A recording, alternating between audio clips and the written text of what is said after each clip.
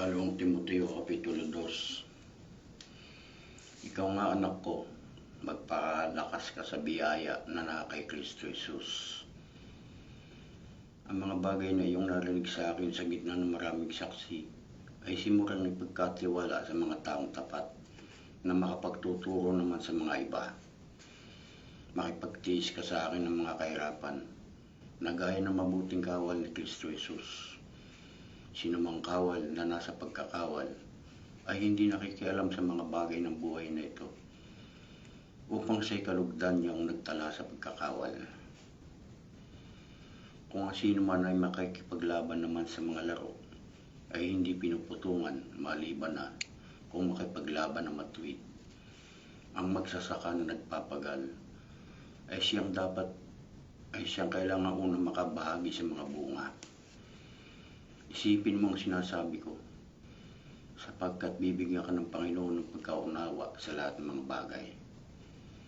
Alalahanin mo si Jesucristo na muling nabuhay sa mga patay sa binhi ni David ayon sa aking ebanghelyo, na siyang pinagtitiisan ko ng mga kahirapan sa mga tanikala na tulad sa tampalasan, na datapat ang salita ng Diyos ay hindi natatanikalaan. Kaya titiis ko ang lahat ng mga bagay dahil sa mga hinirang upang kamtan naman nilang pagkaligtas na kay Kristo Jesus, na may kaluwalhatiang walang hanggan.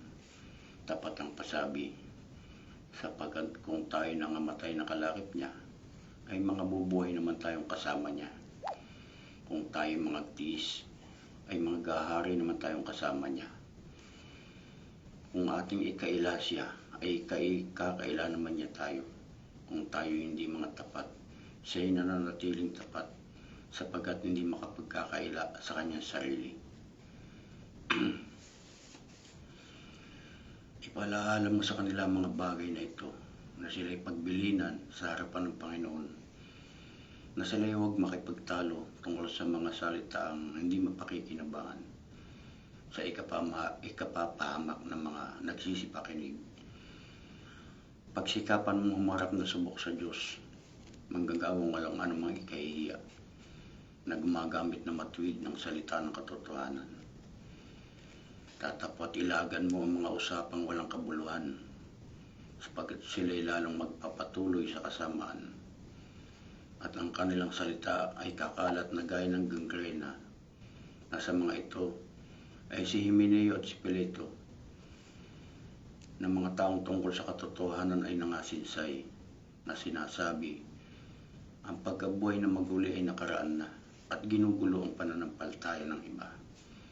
Gayon may ang matibay na pinagsasaligan ng Diyos ay nanatili na may tatak nito. Nakikilala ng Panginoon ang mga kanya, at lumalayo sa kalikuan ang bawat isa na sumasambitlan ng pangalan ng Panginoon. Datapot sa isang malaking bahay ay hindi lamang may mga sisidlang ginto at pilak, kundi mayroon din namang kahoy at lupa. Ang iba'y sa ikapupuri, ang iba'y sa ikasisirang puri.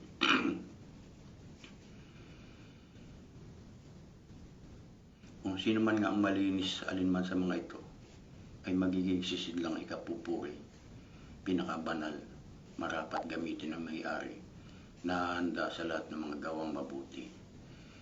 Datapot layaan mo ang masasamang pita ng kabinataan, at sundin mo ang kabanalan, ang pananampalataya, ang pag-ibig, ang kapayapaan, kasama ng mga nagsisitawag sa Panginoon mula sa pusong malinis.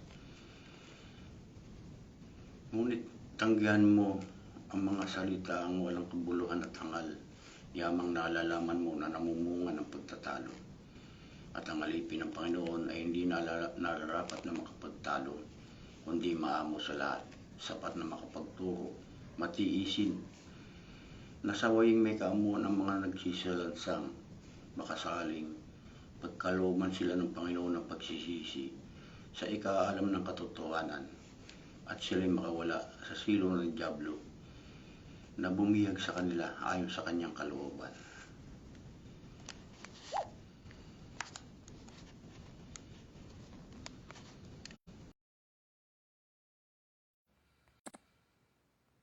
Comments will appear here. Back. Window na. Back. Tap. Unlabeled.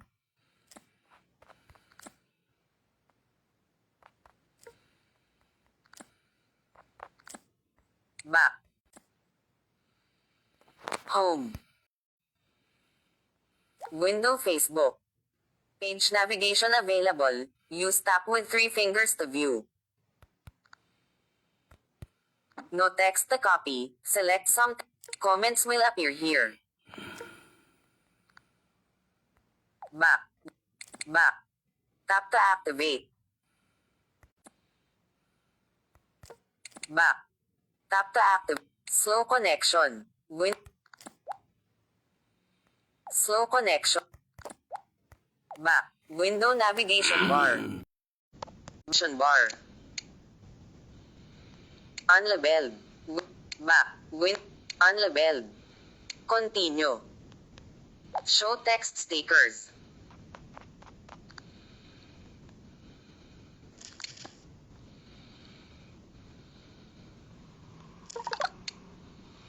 Space.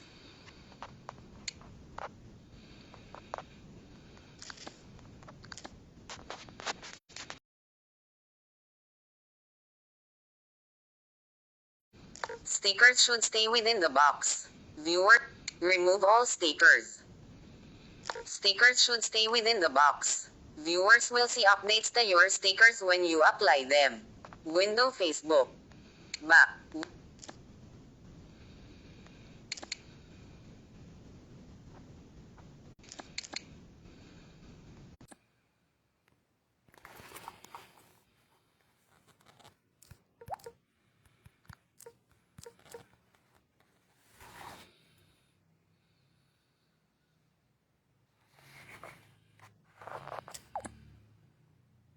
Back. Window navigation.